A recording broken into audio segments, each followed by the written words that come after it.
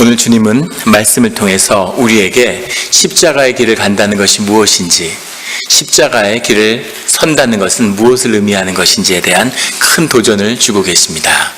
우리 사순절인데 십자가와 부활의 의미를 통해 예수님을 새롭게 영접하는 우리 성도님들이 되시기를 예수 그리스도의 이름으로 축원합니다. 오늘 20절의 말씀에 보면 말씀이 이렇게 시작되고 있습니다. 명절에 예배하러 올라온 사람 중에 헬라인 몇이 있는데, 명절이라고 하는 것은 유대인의 절기를 의미하는 것이죠. 유대인의 절기를 맞아서 유대인들이 예배를 하기 위해서 예루살렘에 올라왔는데 그들 중에 헬라인들이 몇이 있었다는 겁니다. 그리스 사람들이 있는데 이 사람들이 유대인 명절에 예루살렘을 찾았다는 건 아주 신기하고 이상한 일이죠. 근데 이들이 예루살렘에 찾아온 이유는 예수님을 만나기 위하여 왔다는 겁니다. 그들이 21절에 보면 갈릴리 벳사다 사람 빌립에게 가서 청하여 이르되, 그들이 예수님께 직접 찾아가지 않고 왜 빌립에게 먼저 찾아왔을까 하는 그런 의문이 생기죠. 빌립이라는 이름은 헬라식 표현의 이름입니다. 그리스 이름이에요. 그것을 봤을 때 빌립은 유대인이었겠지만 유대계 그리스인이 아니었을까, 코리안 아메리칸처럼 유대인으로 그리스 지역에서 자라난 그런 사람이 아니었을까 하는 추측을 하게 합니다. 그 말은 빌립이 그리거에, 헬라어에 아주 능통한 사람이었다는 것을 의미하겠죠. 그래서 헬라 사람들이 빌립을 먼저 찾아갔을 것이라고 그렇게 짐작하는 사람들이 있습니다. 또 반면에 빌립이 앞에 나오는 벳세다 사람 빌립이라고 되어 있습니다. 벳세다는 그 당시에 유대 지역에서 헬라 사람들이 모여 살던 그런 헬라 사람들의 그 지역이었다고 해요. 그래서 이 헬라 사람들이 벳세다 지역에서 올라왔기 때문에 헬라인들이 같은 동양 사람인 빌립을 먼저 찾아갔을 거라고 그렇게 예측하기도 합니다. 그런데 빌립에 가서 청하자 그들이 우리가 선생을 배웠고자 하나이다 이런 말을 듣고는 22절에 빌립이 안드레에게 가서 말하고 안드레와 빌립이 예수께 가서 여쭈니 이렇게 되어 있습니다. 빌립과 안드레가 같이 의논을 한 것은 헬라 사람이 찾아온 것 자체가 아주 특이한 일이었기 때문이겠죠. 그 일을 같이 의논하고 예수님께 말씀드려보자 이렇게 가서 예수께 가서 여쭌 것입니다. 그런데 23절에 예수께서 대답하여 이르시되 인자가 영광을 얻을 때가 왔도다 이렇게 말씀하시는 겁니다. 이 이야기를 듣고 예수님이 이제 인자가 영광을 받을 때가 왔구나, 그 작은 헬라의 몇이 찾아온 그 사건을 하나님이 이제 하나님의 뜻, 이 땅에 오신 그 뜻이 이루어져야 할 그때가 비로소 됐구나, 하나님의 때가 이루어졌다는 그런 예표로 이들의 방문을 받아들이셨다는 거죠. 예수님은 그 전에 우리가 다음 주에 맞이하게 될 종려주일날 예루살렘에 들어오셨죠.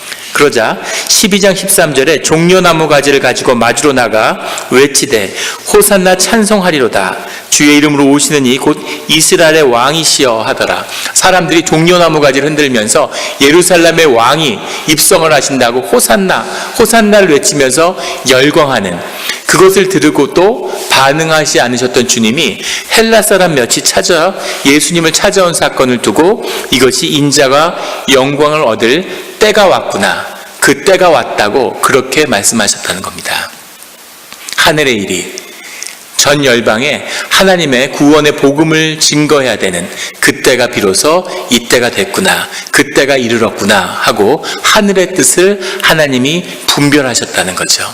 예수님이 그 뜻이 하늘에서 이루어진 일이 이 땅에 이루어질 그때가 지금이구나 하는 그 분별을 예수님이 이 사건을 통해 이루셨다는 겁니다.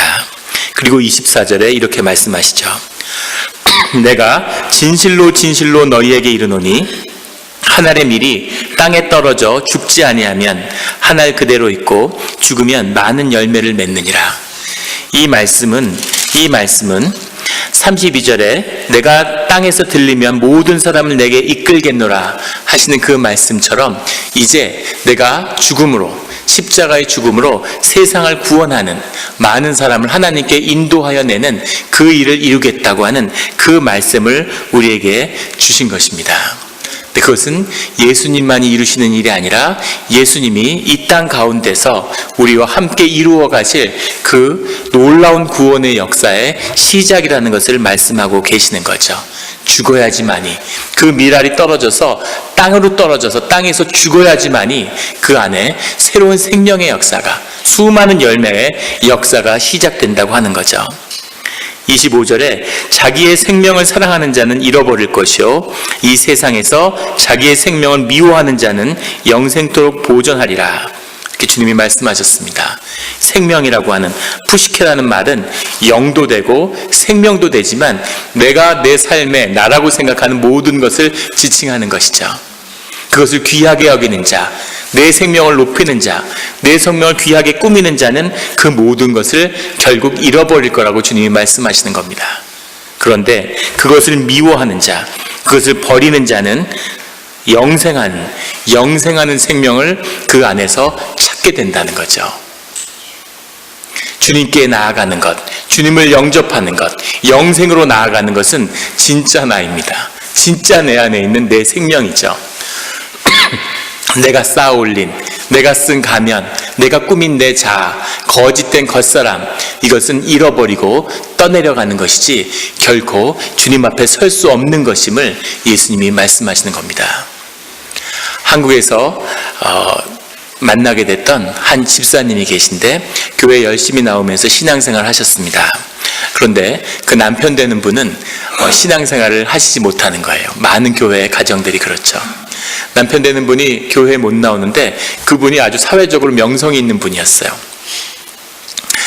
공직자로서 아주 고위직에 있고 아주 승승장구하고, 그분의 집에 신방을 갔는데 그분이 어떤 분인 걸 서재를 한 번에 보고 알 수 있겠더라고요. 얼마나 깔끔한지 먼지 하나 없고 딱 정돈돼 있고, 외국어에도 아주 능통하고 외국 서적들이 쫙 꽂혀 있는데 그분이 굉장한 지성을 갖춘 분인 것도 알 수 있었습니다.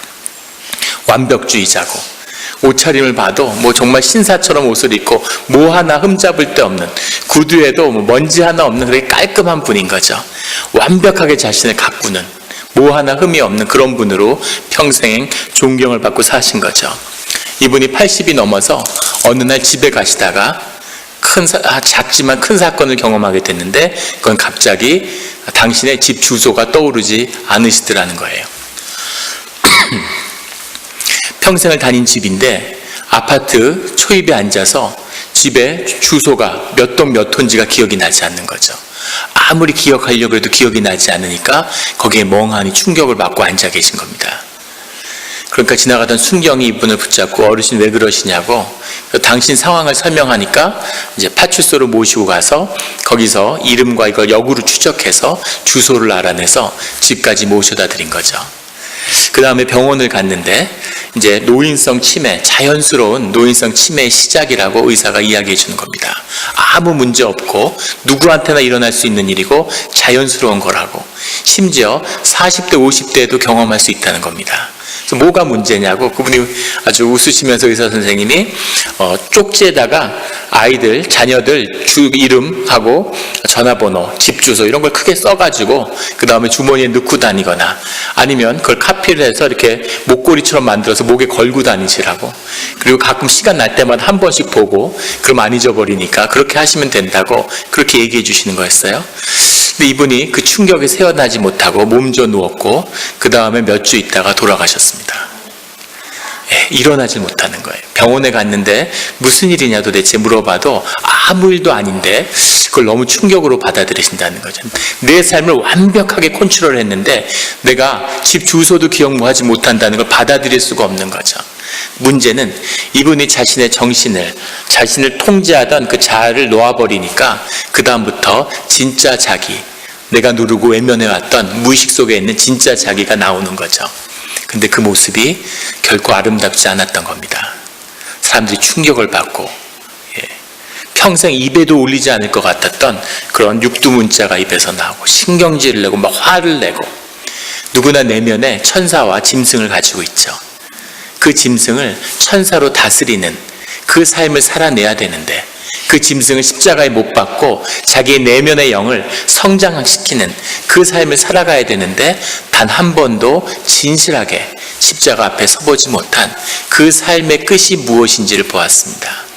괴물이 나오는 거죠.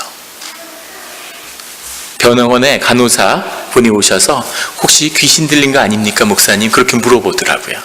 귀신 들린 것이 아니라 자신의 내면을, 진짜 자기를 가꾸지 않는 사람의 마지막 보여주는 모습은 바로 그런 모습이죠. 한 번도 훈련되지 않은, 한 번도 주 앞에 순종해 보지 않는 자기의 짐승, 그것이 올라오는, 그것이 우리 크리스찬의 삶의 끝이 될 수는 없는 거죠. 내 가면을 깨버리고 진실한 나로 살았을 때 죽음이라는 것을 앞에 마주하게 되면 진짜 자기가 아름답고 평화가 있고 주님의 형상이 드러나는 아름다운 모습으로 드러나야 합니다. 그것이 영생 속에 드러나는 생명이죠. 나를 속이는 내 가면, 가짜 나는 다 쓰러지고 깨져버리는 거죠. 죽음이라고 하는 인생의 끝을 통과하는 것은 진짜 나, 심령의 나, 진짜 자기라고 하는 것을 주님은 우리에게 말씀하고 계십니다. 그 영생의 인도함을 받는 그 생명은 오늘 25절에 나오는 자기의 생명을 사랑하는 자는 잃어버릴 것이고 자신을 미워하는 자는 영생토록 보존받는 그런 나인 거죠. 26절에 사람이 나를 섬기려면 나를 따르라. 나 있는 곳에 나를 섬기는 자도 거기 있으리니 사람이 나를 섬기면 내 아버지께서 그를 귀히 여기시리라. 주님을 섬기는 것이 주님을 따르는 것이라는 것을, 주님을 따르기 위해서는 주님을 섬겨야 하는 것, 그것이 같은 것임을 주님이 말씀하고 계십니다. 나를 미워하는 것이 생명을 살리는 길인데 그 길은 주님을 섬기고 주님과 함께하는 길이라는 거죠. 주님과 함께하지 않고 섬김과 선을 행하는 그 끝은 어떤 것입니까? 예수와 함께하지 않는데, 예수님을 따라가지 않는데 좋은 일을 하고 선행을 베풀면 그것이 자기의 의가 되는 거죠. 나의 거짓을, 내 자신을 높이는, 그것은 결국은 그 끝이 다 허물어지고 잃어버리는 것이 된다는 겁니다. 반면에 주님을 섬기는 것, 주님을 함께하는 것, 예수 그리스도께서 말씀하십니다. 나를 섬기면 내 아버지께서 그를 귀히 여기시리라. 예수 그리스도를 섬기는 그 길이 우리의 삶이 진짜 내가 존귀해지는, 우리의 심령이 높임을 받는 그 길임을 주님이 알려주시는 거죠. 우리는 하나님의 형상을 받아 만들어졌어요. 귀해지고 싶고 점점 더 귀해지고 싶은 겁니다. 귀하게 여김을 받고 싶고. 그런데 이 심령의 비밀은, 영의 비밀은 우리가 내 자신을 귀하게 여기기 위해서 자꾸 높이면 높일수록 내 삶은, 내 심령은, 내 생명은 점점 더 천하고 낮아진다는 겁니다. 반면에 주님을 섬기면, 주님을 따르면 하나님이 우리의 삶을, 우리의 생명을 귀하게 만드신다는 거죠. 예. 교회 가운데서 낮은 자리에서 힘들게 고난 가운데 사셨지만 주님을 섬김으로 정말 그 삶이 존귀하게 느껴지는, 아, 이분의 삶이 존귀하구나, 이런 느낌을 주시는 그런 존재로 우뚝 서 있는 분들을 만나게 됩니다. 반면에 세상에서 온갖 귀한 것으로 자기를 덮었는데, 트럼프 대통령이 선거 때 자기 SNS에다 자기 비행기를 올렸어요. 이미 자신이 대통령 전용기보다 더 고급 비행기를 타고 있다는 거죠. 그 비행기 안에 변기하고 세숫대 이런 게 전부 다 금으로 도금이 되어 있습니다. 순금으로. 높이고 귀한 것을 갖다 붙여서 삶을 귀하게 만들려고 하는 거죠. 그런데 그걸 갖다 붙일수록 점점 더 천해지는 것이 사람입니다.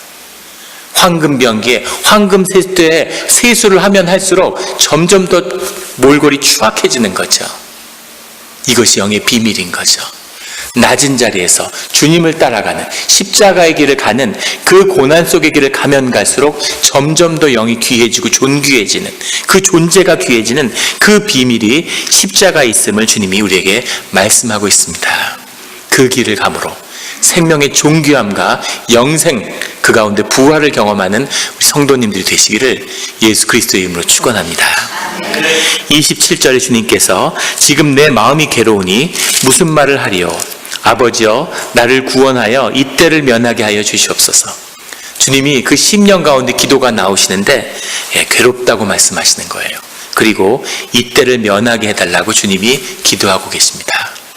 십자가의 길을 우리가 초청을 받았는데 십자가의 길을 가는 것은 예수님도 힘들고 괴로운 길이었다는 거죠. 예수님은 그때가 그러나 내가 이 일을 위하여 이때에 왔나이다. 예수님은 알고 계시는 거죠. 십자가의 길을 가야 하고 십자가를 완성시켜야 한다는 것을 알고 계세요. 그런데 힘들고 괴롭고 이것을 면하게 할 수 있으면 면하게 해달라고 기도하신다고 말씀하시는 거죠. 예수님 우리에게 무엇을 말하고 무엇을 보여주고 계실까요? 예수님은 하나님이시니까, 예수님은 그리스도시니까 고난도 없고 힘들지도 않고 이 십자가 이까지 것 내가 멋있게 해치우지 이러셨을까요? 그런 게 아니라 고통스럽고 괴롭고 사람들 앞에서 이때를 면하게 해달라고 기도하시는 그런 기도하는 분이셨다는 겁니다. 평생에 걸쳐서 늘 주님을 선택하고 주님의 길을 가고자 하고 주님과 함께하는 그 삶이 믿음으로 이 십자가의 구원의 길을 완성하신 거죠. 이 길을 보여주시는 것은 우리를 향한 것입니다. 주님의 길을 간다는 것, 십자가를 택한다는 것은 어려운 일이죠. 힘든 일이고 괴로운 길입니다. 피하고 싶죠. 하지만 믿음으로 또 예수 그리스도의 중보의 힘으로 이 길을 선택하고 이 길을 가는 자만이 주님의 길을 끝까지 갈 수 있다는 겁니다. 끝까지 십자가의 길을 따라가서 부활의 영광을 보는 우리 성도님들이 되시기를 예수 그리스도의 이름으로 축원합니다. 28절에 아버지의 이름을 영광스럽게 하옵소서 하시니 이에 하늘에서 소리가 나서 이르되 내가 이미 영광스럽게 하였고 또 다시 영광스럽게 하리라 하시니, 하나님께 그 뜻을 기도로 구했는데 주님이 이 일을 확증하셨어요. 이것은 우리가 어떻게 영적인 일을 분별하는가에 대한 그런 가르침을 우리에게 주고 있습니다. 우리가 세상에서 늘 주님의 뜻을 분별하는데 세상 가운데 하나님의 예표를 구분하고 그것을 주님 안에서 다시 기도 가운데 확증받는 것이죠. 그래서 이것이 주님의 일이라는 것을 알았습니다. 그리고 그것을 구하는 방법을 주님이 친히 우리에게 보여주셨죠.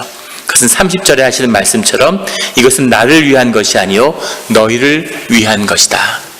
주님께서 이 모든 일을 행하신 뜻이 너희에게 어떻게 십자가를 지고 나의 길을 걸어야 하는지를 보여주시는 것이라고 말씀하는 거죠.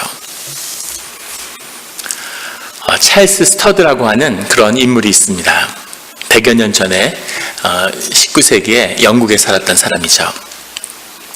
영국이 가장 최전성기에 있던 그때에 영국에서 태어난 찰스 스터드는 그 시대 사람들이 부러워하는 모든 것을 다 가졌다는 그런 평판을 들었습니다.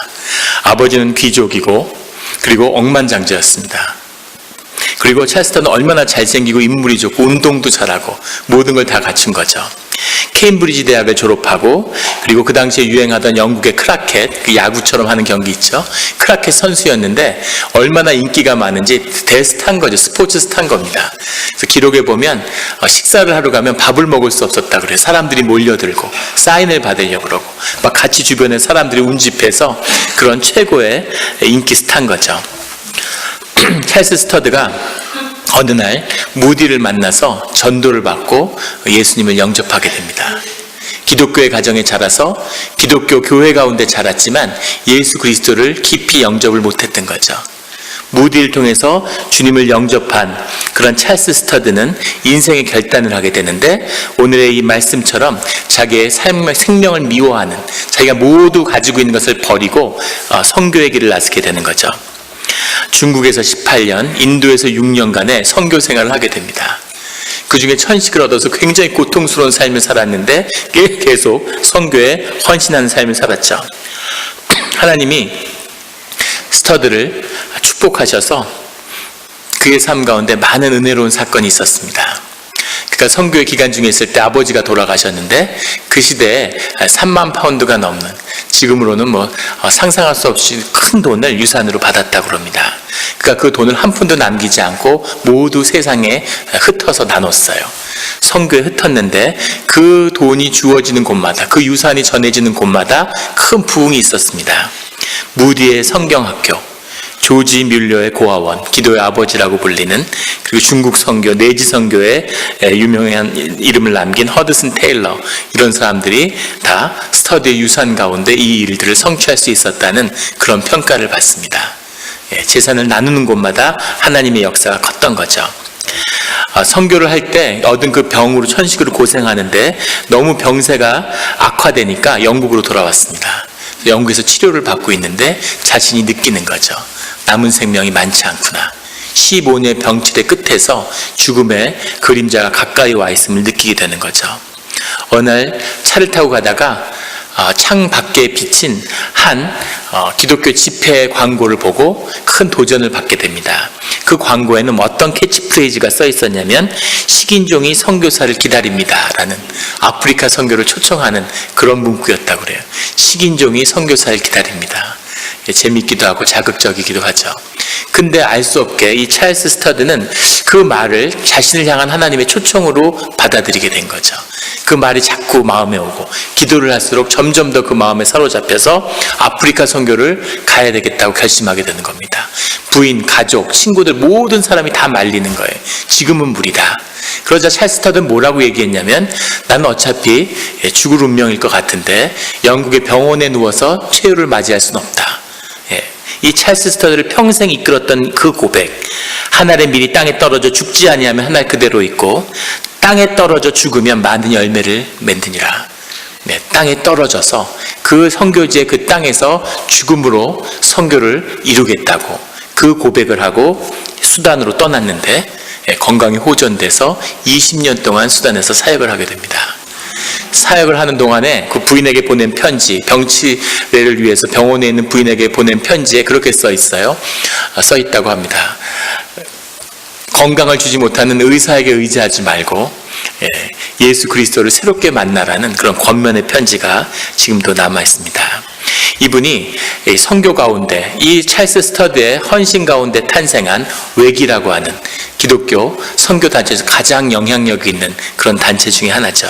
이 웨기 창설되고 이 웨기에서 1800명의 선교사가 선교를 떠나게 됩니다. 이것이 찰스 스터드가 자신의 삶을 통해서 주님께 드렸던 이 말씀의 열매죠.